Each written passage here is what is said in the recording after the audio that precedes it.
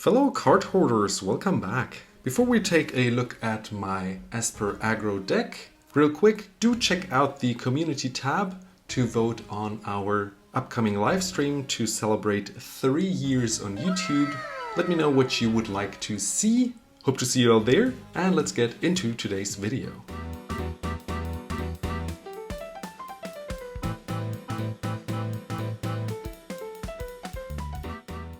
This is Raffine, Scheming Seer for Esper, so white, blue and black. You get a 1/4 flying ward 1 creature, so if your opponents target her with any of their spells, they have to pay another 1 more.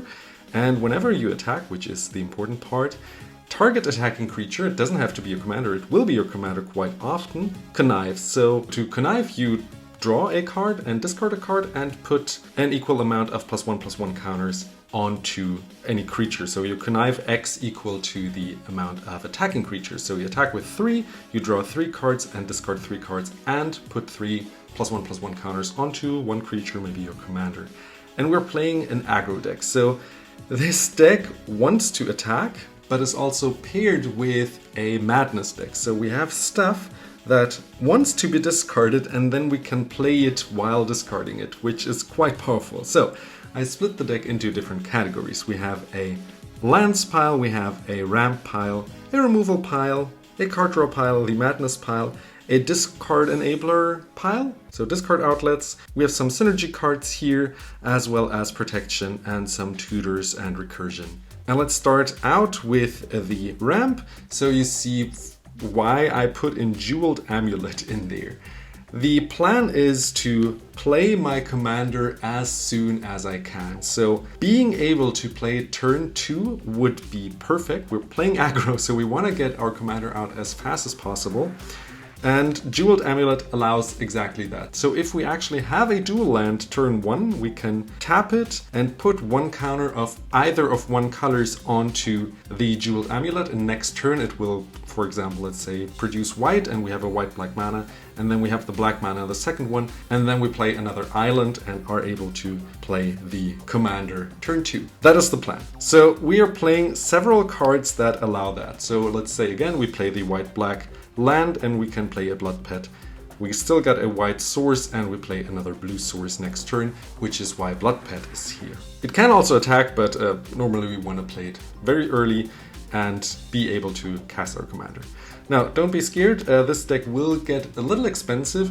It doesn't have to be, it's not essential to the deck. If you don't have the funds to afford a Lotus Petal or a Mox Diamond, it is okay, just put in any of the 2 mana drops and you will also be fine. So Lotus Petal, you can just sack and get any mana of any color, even better. So if we only have 2 basics, now this will replace 1 of the 3 colors. Then we have Mox Diamond, so we discard a land and get a free mana every turn with this rock. Great card. We also have Soaring in here just to be able to later pay commander attacks or any of the other spells that need colorless mana, so this will not help us cast our commander early on, but later in the game. We have Wayfarer's Bauble, classic ramp cards, not much to say here. Orsif Signet, a Talisman of Dominance, and a Arcane Signet. That is our ramp, and let's move into the removal category. This time it is a little smaller than usual. Normally my formula is around 10 removal cards per deck, but the Madness pile actually still also has some removal in here, so that's why we have Anguished Unmaking to be able to exile any permanent card that is maybe causing us trouble. We have the Stroke of Midnight, I just like the artwork, that is able to destroy any non-land permanent and gives them a 1/1 white human token for 3 at instant speed. Path to Exile, classic removal, gives them a land tapped if I exile a creature. Toxic Deluge to be able to, it will pay any amount of life and then deal with a whole bunch of pesky creatures. If my commander is actually big enough, I will just remove some of the +1/+1 counters that he has on. So that's also a possibility to keep Raffine around. So keep that in mind when you think about including Toxic Deluge. Then we have Supreme Verdict and Farewell. Supreme Verdict is to destroy all creatures, and Farewell if things get out of hand and stuff has to be removed. Maybe creatures can stay alive, and maybe we have to get rid of a whole bunch of artifacts or enchantments, you name it. Maybe there's a graveyard heavy deck, that's why Farewell is in here, and it's just a very cute artwork now, isn't it? Card draw. I have in here Insight as a heuristic study alternative. I did a whole video on that card, why I think this card is underplayed and unknown, and it's still very cheap, like $1 or $2, and you can get this card, and normally there is always one player that plays green. If not, it's not that bad. We're discarding a whole bunch of cards, so this will be a discard card then. Baleful Strix draws a card when it enters, great. We have Military Intelligence, which will grant us 1 card when we attack with 2 more creatures, so that's okay, but keep that in mind for a second. Metropolis Angel, same here, I think. No, when we have a creature with counters on them that attacks and 1 or more, then we draw a card. Then the better versions here is the Coastal Piracy. Per creature that deals damage to an opponent, we draw a card. Similar this card, which also has the ability to force our opponents to attack. Maybe we have a pesky blocker that we want to force to attack, so this effect might come in handy at some point. And then we have some payoffs for us drawing that many cards and then discarding cards, because we don't really get more cards out of the Connive trigger from Raffine, but what we do get is now double the cards that our commander would draw, and then we only discard half of the cards. So that is very, very powerful. The life gain, I think I have only 1 or 2 creatures that actually have life gain, is quite minor and can be forgotten, and Teferi's Ageless Insight actually does the same, allowing us to double our card draw. Now the actual core of the deck, next to being an aggro deck, is the Madness card. So our commander allows us with the Connive trigger to discard a whole bunch of cards, so being able to discard the Madness cards that we want to cast can be quite powerful. So welcome to the fold. Is that an origami session? For 4 or Madness X, we are able to gain control of either a creature with toughness 2, or if we paid X, actually any toughness X creature that we might want forever. Maybe we take a aggro creature or something with a very nice effect that helps us. Necrogoyf. Now we're moving into like the removal kind of, because he allows us to have every player discard a card at every upkeep, every of their upkeeps, and it's as big as all creature cards in our graveyard. So it can be quite big. Also has Madness, so all of these have Madness. For just 3, we get a big boy. Circular Knowledge. We will have a whole bunch of cards in our graveyard, and just being able to counter that for 1 blue, one spell that is maybe annoying to us is powerful. Muck Drub moves the targets of a spell to it, so this kind of goes towards like control. So that's a nice one to include. It also has flash, so if you want to hard cast it, keep in mind the Madness effects all surpass the timing restrictions. So obviously we can cast sorceries, creatures that have Madness at instant speed when we discard them, and there are several discard outlets, so we're gonna look at them in a minute. So stay tuned. Just the Wind. For 1 blue, we return a creature. Then we are able to remove an enchantment for 1 white. Big Game Hunter for 1 white destroys a big boy. Dark Withering destroys any non-black creatures. Often you have a good target for Dark Withering for just 1 black. It's great. Murderous Compulsion destroys a tapped creature. Gisa's Bidding. Now we create tokens that also can attack. For just 3, we get 2 black 2/2 zombies, and from under the floorboards either creates a 3 or X zombies, and we also get some life here. Call to the Netherworld, I think it is. For 0, we can get any black creature back from our graveyard to our hand. If our commander dies, maybe we see also here some demon that might be important later on, so that's really nice. Grave Scabbler also gives us a creature card from our grave back to our hand if we paid the Madness costs. This makes our creature or commander bigger and gives it protection. This is the black counterpart to it. Both of these strengths are quite useful, and giving protection to our commander can be quite powerful. Since it also has a ward now, it is protected from colors.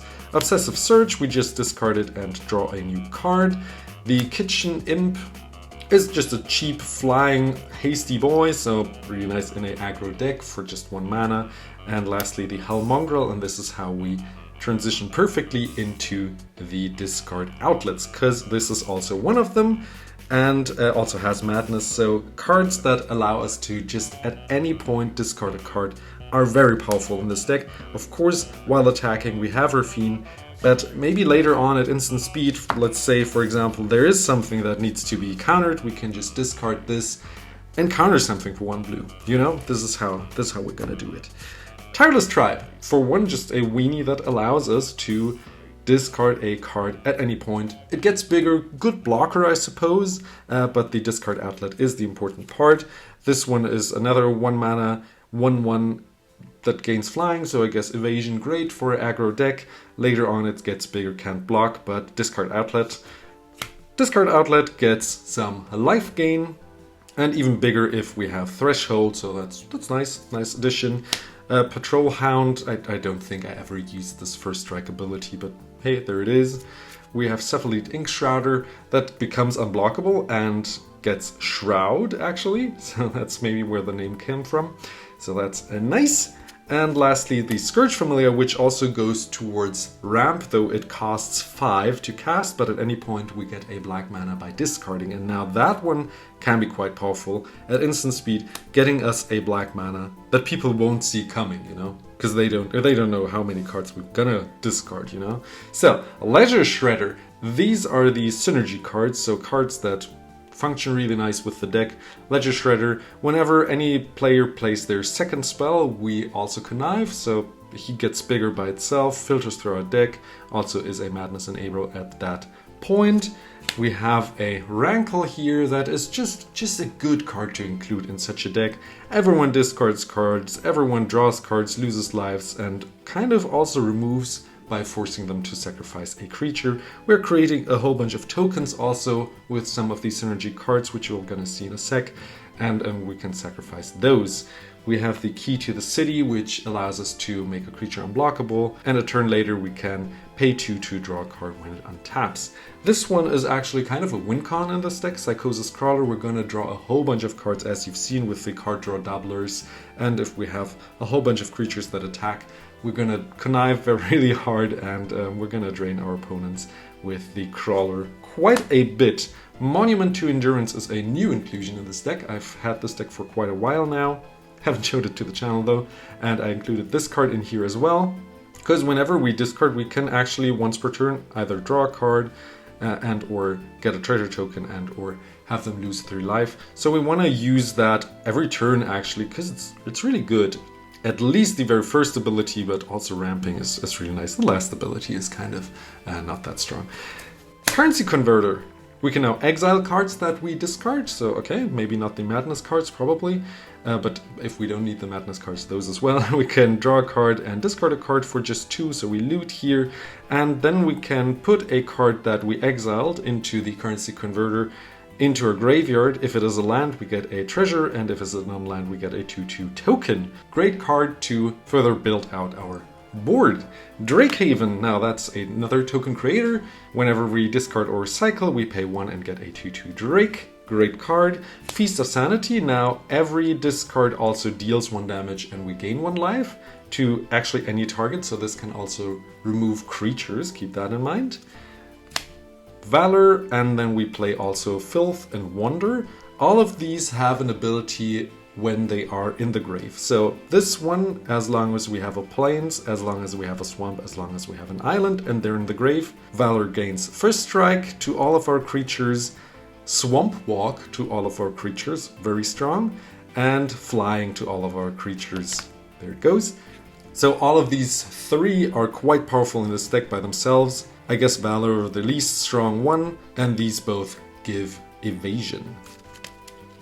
Next up, the protection pile. We are playing Reconnaissance. which allows us to now attack, and if something bad happens or if they have too many blockers, we can just take it back, but we still get the connive trigger, which then gains us more cards or deals damage, you name it. So that's a really great card to just be able to attack every turn with everything and not being worried about stuff that might remove our creatures or destroy them or kill them in a fight. Mother of Runes protects a creature from a color every turn. Lightning Greaves and Swiftfoot Boots both give haste, which is really nice, but also Shroud and or Hexproof. Keep in mind, if you have the Shroud Greaves attached to a creature, Raffine cannot give it the +1/+1 counter and the conniving, so keep that in mind when you use the Lightning Greaves, that you don't put it on a creature that you want to make bigger. And lastly here, the Guardian of Faith, which protects our whole board, I suppose. So it has Flash and Vigilance, and when it enters, we phase a whole bunch of creatures that we want. Now we can also wipe the board and protect our whole board at the same time. So that's kind of mean, but it's a great way to win with such a deck now, isn't it? Now, lastly, and I hope you enjoyed this video, the Tutor and recursion pile, and then we look at the lands, which also have some interesting ones in there. We have a Varagoth who has Death Touch and can boast whenever this creature has attacked, we can activate it once each turn to put a card from our deck on top of our library. So we can search anything up that we need at any point, some of our finishers maybe, or the big card draw cards. And he's great. Like, who wants to block a Death Toucher? Even if he dies, we can still activate him because we just attack and activate him right away. So we don't need to wait until the combat step is over. Keep that in mind with Boast. Argivian Find is another beautiful undervalued card. For just 1 white, it becomes the best artifact or enchantment card that you have in your graveyard. And now this can be a Teferi's Ageless Insight or the Crawler that we saw earlier if he got removed, you know, and then we have it again. Restart Sequence just reanimates any of our creatures. We are going to attack with our commander every turn if we can, so this will only cost 2 in every game normally. It'll Tutor and both Enlightened Tutor, Tutor up a enchantment card. This actually also tutors for an artifact card. This puts it right into our hand for 2 mana more, and this puts it on top of our library. Now lastly, the lands. Since I said that we want to cast Raffine as early as turn 2 if we can, we also have the Ancient Spring in here, which sacrifices itself for 2 mana, enters tap, but if we have a second blue turn 2, we can cast our commander. Really nice card. Similarly, the Gemstone Caverns here, if we at turn 0 are able to put this into play, we already have a color fixing mana that is extra, and at turn 1 we put our second land into play. We're playing the Raffine's Triumph, fitting to our commander. We're playing City of Brass for color fixing, Command Tower as well, Polluted Delta to fetch a island or swamp that we need. These I sorted by duels, so we have Clearwater Pathway and the Underground River. We also have the Shipwreck, Marsh, the Caves in here, the Heath, I think Fetid Heath or something. Silent Clearing, this one we can sack later to draw a card.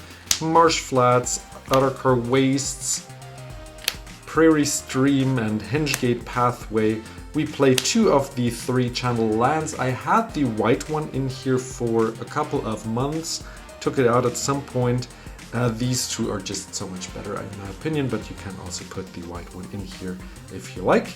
It costs less for each legendary creatures. We have a couple, but even if not, for just 4 at instant speed, we can return an artifact, creature, enchantment, or planeswalker back to the owner's hand at instant speed, so another discard card. Takenuma similarly allows us to mill 3 cards, and then we can return a creature, planeswalker, back to our hand. We don't play any planeswalkers, so the best creature that is in our grave.